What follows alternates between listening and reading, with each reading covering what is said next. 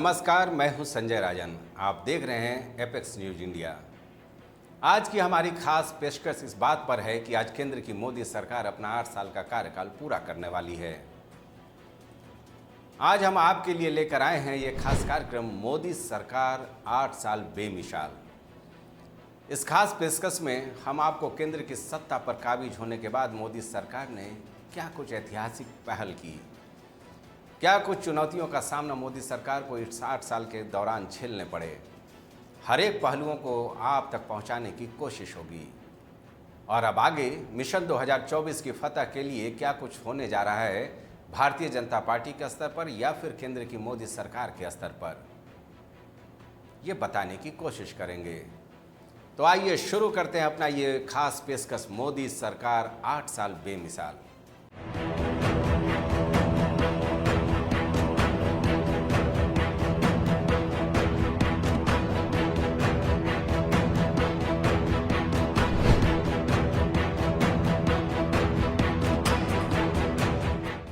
संघर्ष में जीवन गुजरा, आवश्यकता पड़ी तो अपने पिता के साथ चाय तक बेची।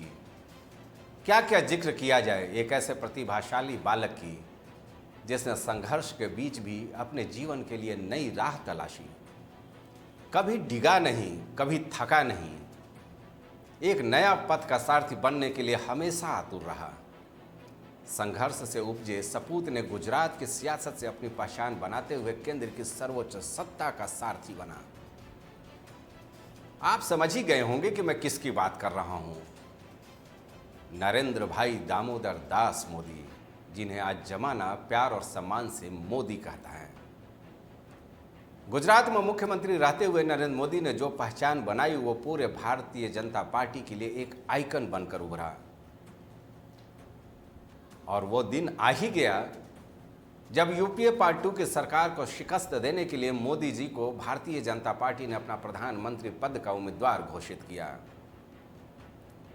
वो साल रहा 2014 का, जब लोकसभा चुनाव में भारतीय जनता पार्टी ने मोदी के गुजरात मॉडल की जमकर ब्रांडिंग की और लोगों को देश के लिए एक नए तेवर कलेवर के लिए हर हर मोदी, घर घर मोदी का नारा दिया। लोकसभा चुनाव हुआ और मोदी के नाम पर लड़े चुनाव में बीजेपी को प्रचंड बहुमत हासिल हुआ। दिन 14 जून साल 2014, राष्ट्रपति भवन में देश के प्रधानमंत्री पद पर नरेंद्र दास दामोदर दास मोदी को तत्कालिक राष्ट्रपति प्रणब मुखर्जी ने देश के प्रधानमंत्री के रूप में शपथ दिलाई। ये देश के 15वें प्रधानमंत्री बने। वहां से शुरू होता है केंद्र में मोदी युग का। देश को प्रधानमंत्री नरेंद्र मोदी ने एक नई संभावनाएं दिखाई। खासकर देश भर के युवा और महिलाओं ने जात धर्म से ऊपर उठकर मोदी को बतौर प्रधानमंत्री अपनाया ही नहीं, बल्कि अपने सर आंखों पर भी बैठाया। अपने पहले संबोधन में प्रधानमंत्री नरेंद्र मोदी ने खुद को देश का चौकीदार करार दिया, जनता का सेवक मान लिया और इसी भावना को लेकर अपने सरकार की एक कार्यवृत्ति तैयार की। फिर कभी रुका नहीं, कभी थका नहीं, केवल देश बल्कि विश्व में अपना परचम लहराया। आज मोदी कार्यकाल का शानदार 8 साल पूरा हो रहा है। विश्लेषण तो बनता है कि आखिर इस 8 साल के मोदी काल में देश ने क्या कुछ हासिल किया और कौन सी चुनौतियां रहीं जिसकी बखूबी मोदी सरकार ने सामना किया। कोरोना जैसे विकट से विकट परिस्थितियों को कैसे मात दी। अब सबसे पहले देखते हैं, आप भी देखिए कि 8 साल के मोदी काल में देश की जनता को क्या कुछ हासिल हुआ है।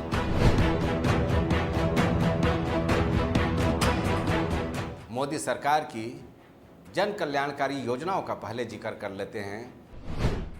पीएम जनधन योजना की बात कर ली जाए, पीएम मुद्रा योजना, प्रधानमंत्री आवास योजना, उज्ज्वला योजना, आयुष्मान भारत योजना, किसान सम्मान निधि योजना, पीएम गरीब कल्याण योजना, पीएम स्वनिधि योजना, ये तमाम ऐसी योजनाएं रहीं जो लगातार न केंद्र की मोदी सरकार की बल्कि व्यक्तिगत तौर पर बतौर प्रधानमंत्री नरेंद्र मोदी को एक अलग पहचान दे गईं। जनता का सीधा राब्ता केंद्र सरकार से कायम हुआ।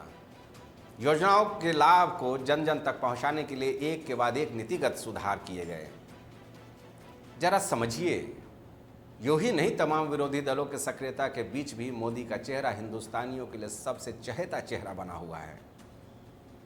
हालांकि केंद्र सरकार के अमूमन सारे फ्लैगशिप प्रोग्राम सीधे जन सरोकार से जुड़े हैं, लेकिन कुछ योजनाओं पर हम थोड़ा विस्तार से बात करना चाहेंगे।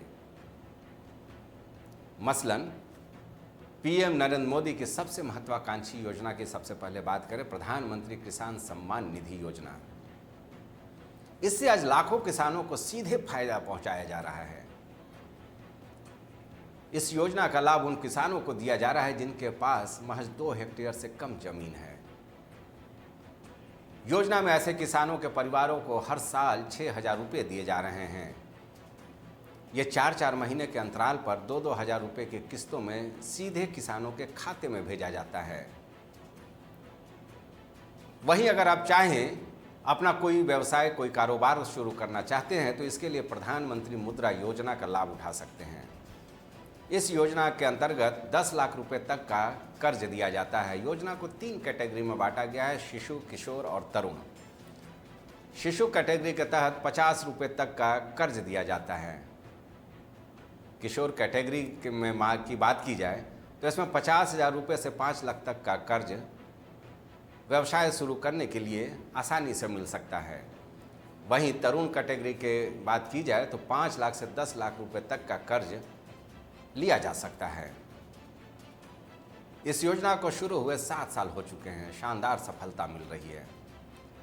प्रधानमंत्री मुद्रा योजना की वेबसाइट पर आप जाएंगे तो आप बड़े आसानी से देख सकते हैं कि अगर 1 साल का ही मैं बात कर लेता हूं, 2021-22 में इस योजना के अंतर्गत 3.10 लाख करोड़ रुपए और 4.89 करोड़ लोन पास किए गए हैं।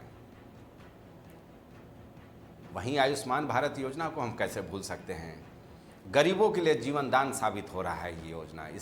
इसके अंतर्गत 10 करोड़ गरीब परिवारों को 5 लाख रुपए प्रति साल का फ्री बीमा की सुविधा दी जा रही है।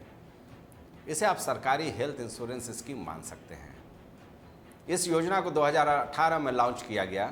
आज इस योजना से भी करोड़ों लोगों को मुफ्त इलाज की बेहतर सुविधा हासिल हो रही है। इसके अलावा मोदी सरकार की 2 और बीमा योजनाएं भी चल रही हैं जिसका करोड़ों लोग फायदा ले रहे हैं। इनमें एक है प्रधानमंत्री सुरक्षा बीमा योजना और दूसरी जीवन ज्योति बीमा योजना।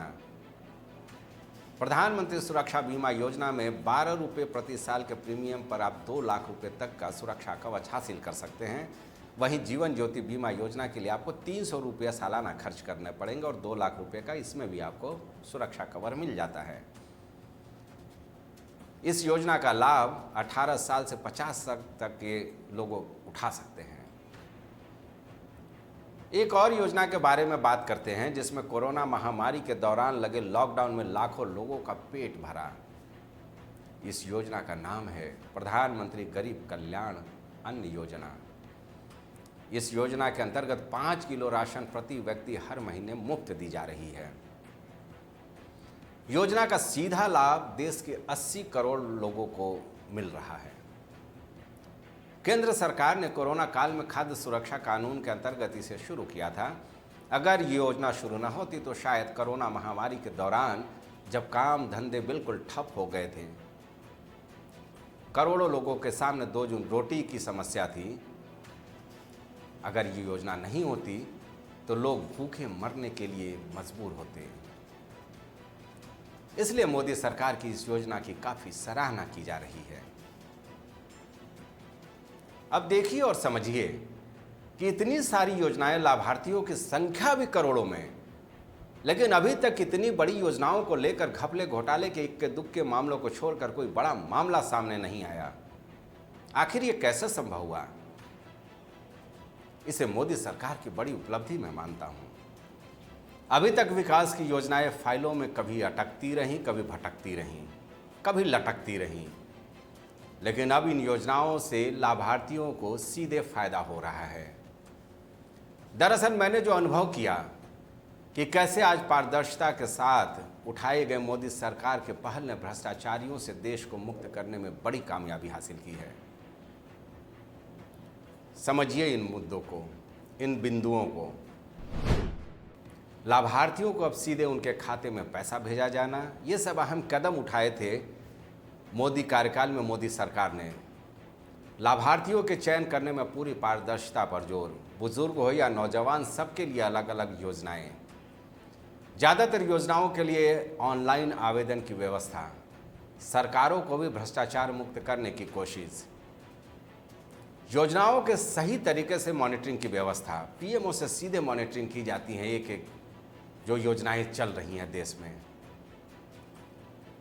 ये वो कदम थे जिसने मोदी कार्यकाल को अब तक प्रभावी बना रखा है। इस 8 साल में कई राज्यों में चुनाव हुए, लेकिन मोदी के चेहरे के आगे सारे विरोधी दलों की सारी रणनीति औंधे मुंह गिरती नजर आई। देश में मोदी का डंका बजता ही जा रहा है। देश के कई राज्यों में इस दौरान प्राकृतिक आपदाओं का दौर भी आया, लेकिन राजनीति से ऊपर उठकर केंद्र सरकार और कई बार तो खुद प्रधानमंत्री मोदी उस राज्य में पहुंचकर न केवल जायजा लिया हालात का, बल्कि तत्काल उस राज्य को भरपूर सहयोग देकर एक बेहतर मिसाल देश में कायम की।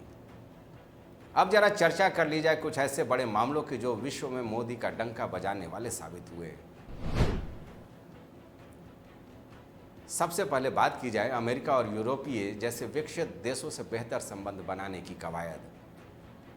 आपको याद होगा कि पार्ट 1 में मोदी सरकार के पार्ट 1 में किस तरह से तत्कालिक अमेरिकी राष्ट्रपति बराक ओबामा यहाँ आए थे और जो तस्वीरें आई थीं, एक नए रिश्ते की शुरुआत अमेरिका से हुई।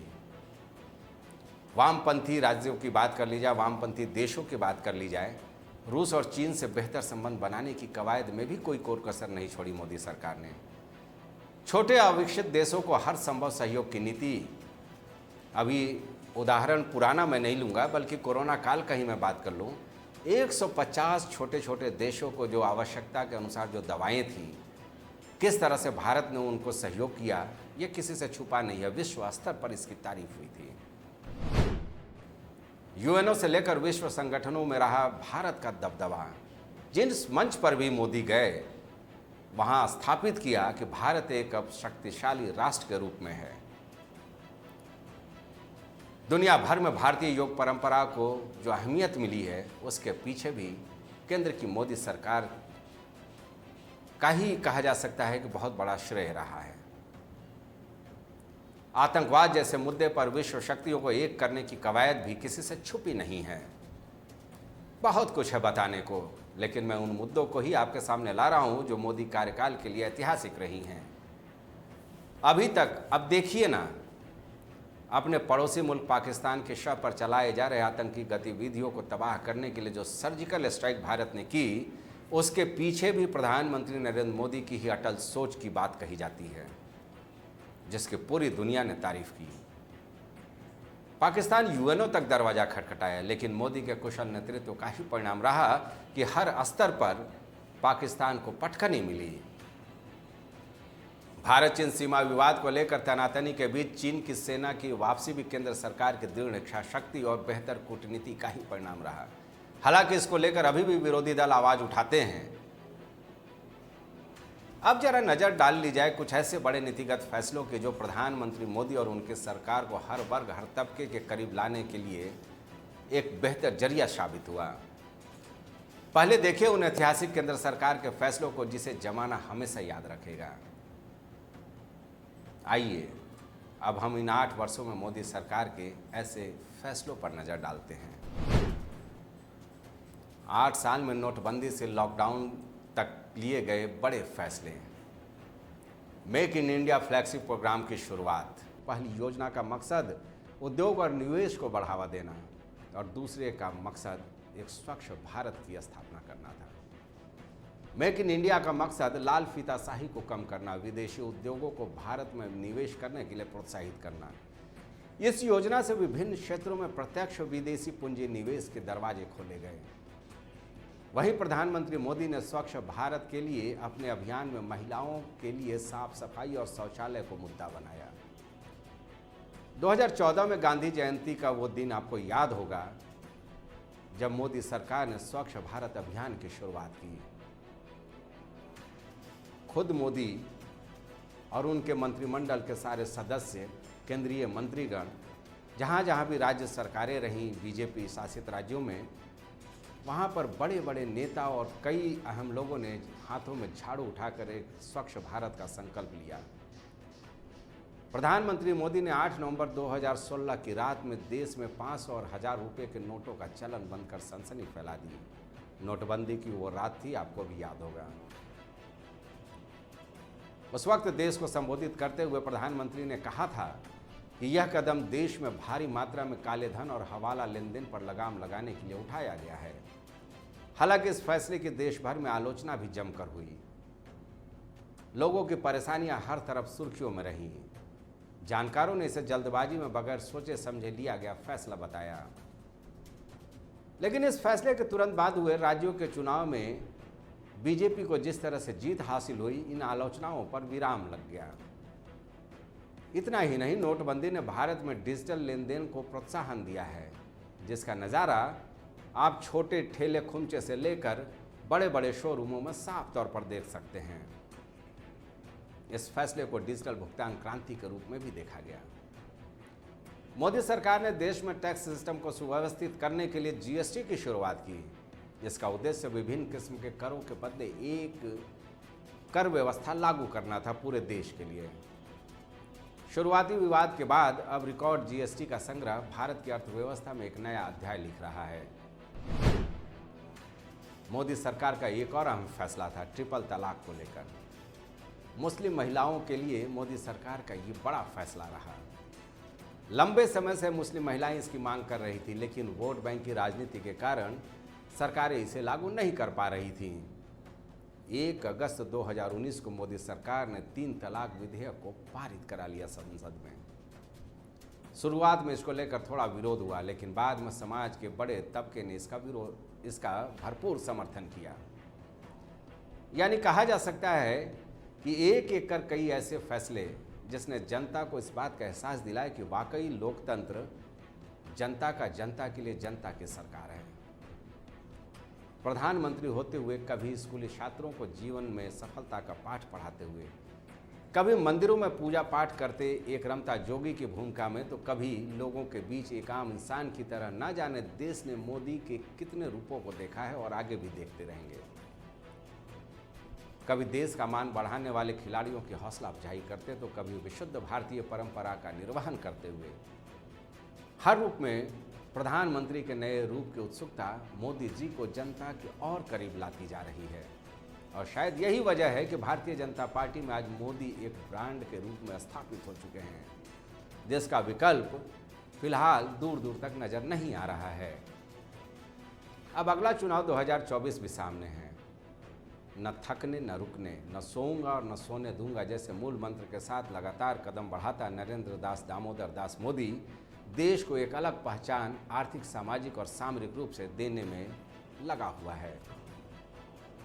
हालांकि लोकतंत्र की यह खासियत रही है कि सत्तारूढ़ दल का अपने अपने तरीके से विरोधी दल आलोचना करते हैं। इस 8 साल में भी कई ऐसे मौके रहे जिसको लेकर मोदी सरकार की जमकर आलोचना की गई।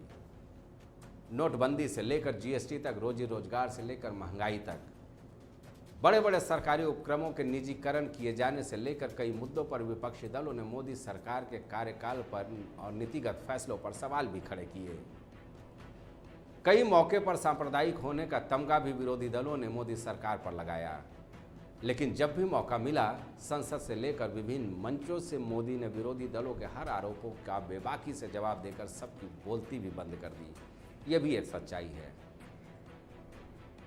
तो ये थी हमारी खास पेशकश, मोदी सरकार 8 साल बेमिसाल। उम्मीद है आपको हमारी ये खास पेशकश पसंद आया होगा। अब मुझे दीजिए इजाज़त, आप देखते रहिए एपेक्स न्यूज इंडिया, सिर्फ सच के साथ।